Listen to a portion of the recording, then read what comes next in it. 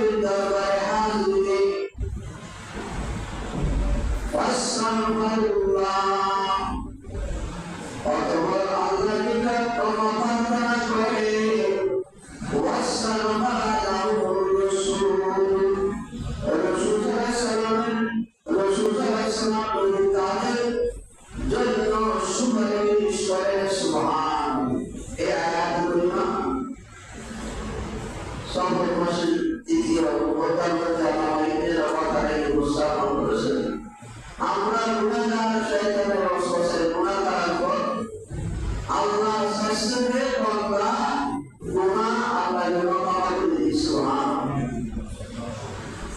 বান্দা আল্লাহ ক্ষমা করে এটা উসিলা বান্দা যদি গুনাহ করে গুনাহ করা পরে রাসূলুল্লাহ আপনার দরবারে হাজির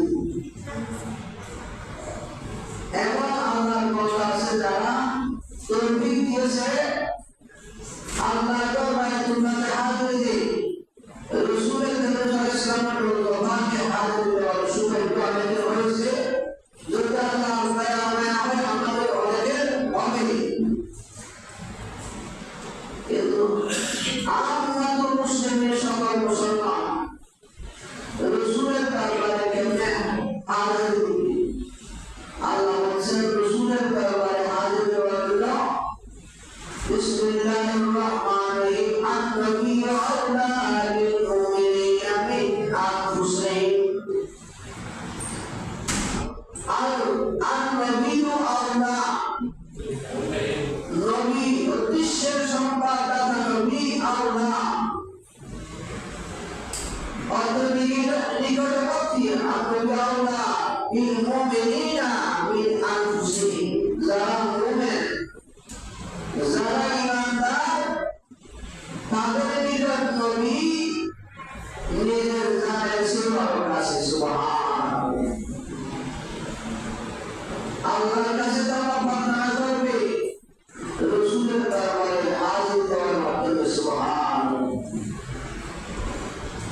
আমরা নামাজ পড়ি আল্লাহকে সিজদা করি ফরজ রুকু করা ফরজ নামাজের মধ্যে এমন কিছু আমল আছে যেগুলো আল্লাহ বান্দার জন্য ওয়াজিব করে দিয়েছে সুবহানাল্লাহ। আসসালামু আলাইকা আইয়ুহান নবিয়্যু ওয়া রাহমাতুল্লাহি ওয়া বারাকাতুহু। যত প্রকার নামাজ আছে ফরজ নামাজ পড়ি ওয়াজিব সুন্নাত নফল আমরা যখন তাশাহুদ করি নামাজের মধ্যে আমরা সবাই আসসালামু আলাইকা আইয়ুহান নবিয়্যু ওয়া রাহমাতুল্লাহি ওয়া বারাকাতুহু সুবহানাল্লাহ। পৃথিবীর জমিনে কোনো নামাজের মধ্যে রাসূলুল্লাহ সাল্লাল্লাহু আলাইহি সাল্লাম দেয় না এমন কোনো নামাজই নাই। নামাজ এমন এক ইবাদত কাউকে দুনিয়াতে কাউকে সালাম দিয়ে নামাজ ভেঙে যাবে কিন্তু নামাজ এমন ইবাদত আল্লাহ মুবারক জন্য বাধ্য করেছেন। আমি আল্লাহর ইবাদত করবি কিন্তু নামাজের মধ্যে আমার মাহবুব নবী রাহমাতুল্লিল আলামিন নবী আতাই মাওলানা মুহাম্মদ রাসূলুল্লাহ সাল্লাল্লাহু আলাইহি ওয়াসাল্লামকে সালাম দেওয়া আমি রব্বুল আলামিন আমার বান্দার উপর ওয়াজিব করে দিয়েছি যে আমার নবীকে সালাম দেবে না তার নামাজ আমি কবুল করব না সুবহানাল্লাহ।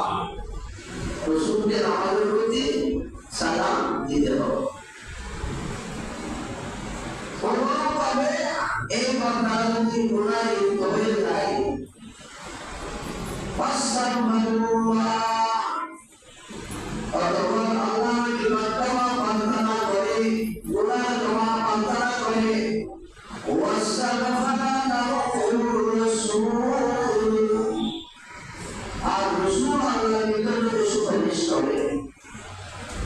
আপনারা যে কোরআনের আয়াত সূরা নিসা 34 নং আয়াত আল্লাহ ইরশাদ করেছেন ওই বান্দাকে আল্লাহ ক্ষমা করবেন ওই বান্দারা ক্ষমা প্রাপ্ত হবে ক্ষমা পেবে যারা তাদের জন্য রাসূলের সাল্লাল্লাহু সুপারিশ করে সুবহানাল্লাহ। কোরআনের মধ্যে আল্লাহ স্পষ্ট বলেন ওয়াসসাগফারা লাহুর রাসূল ওয়াসসাগফারা ক্ষমা প্রার্থনা করবে লাহুম তাদের জন্য আর রাসূল সাল্লাল্লাহু আলাইহি ওয়াসাল্লাম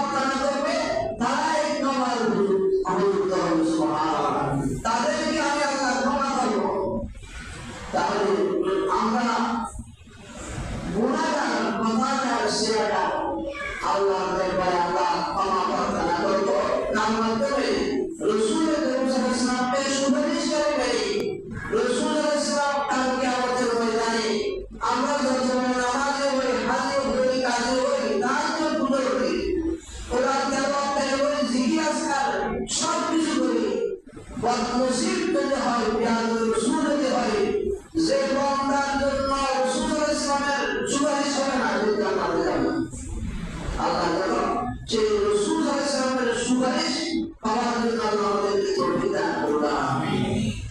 আখিরাতে রসুল আসবে, দুনিয়াতেও قال رسول الله صلى الله عليه وسلم إنما الأعمال بالخواتم। তুমি দুনিয়াতে যত বান্দা আমল করে, ইবাদত করে, বندگی করো, ওই বান্দার সমস্ত আমল কবুল হবে।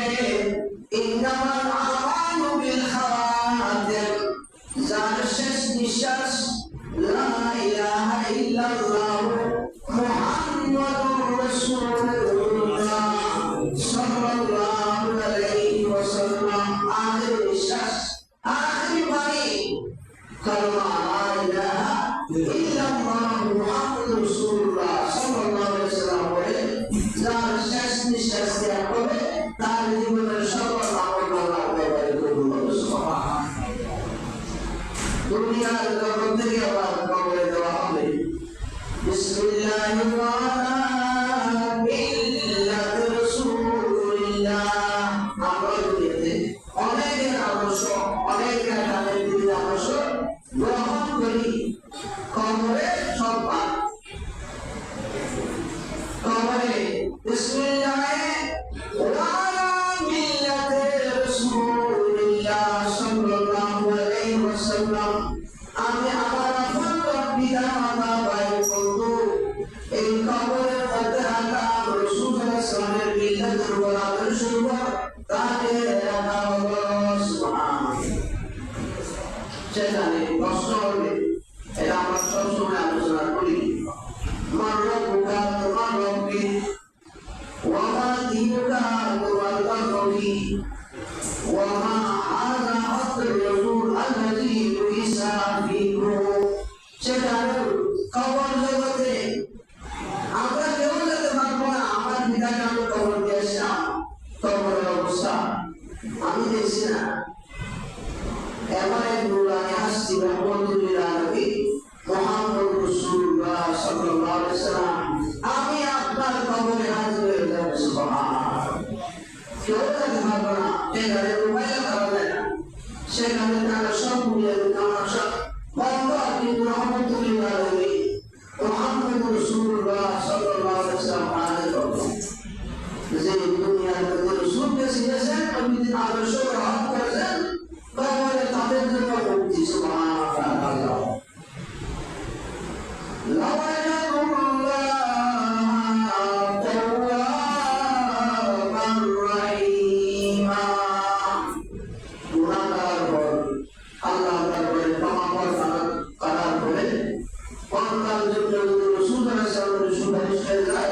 আল্লাহ বলেছেন আমি এদিকে দেখবো না।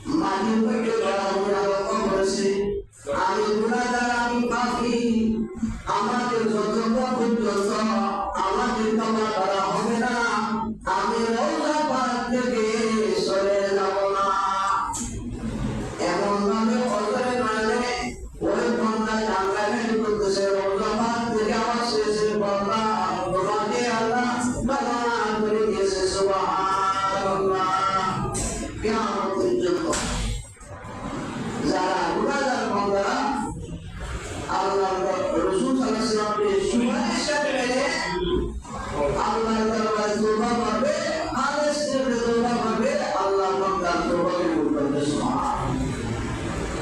সাহাবায়ে কেরাম রাসূলের সাল্লাল্লাহু আলাইহি ওয়াসাল্লামের রওজা পাক জিয়ারত করেছেন।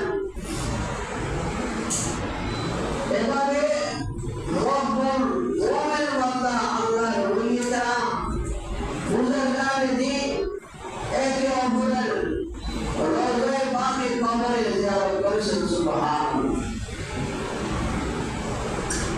শাফি মাযহাবের ইমাম শাফি রাহমাতুল্লাহ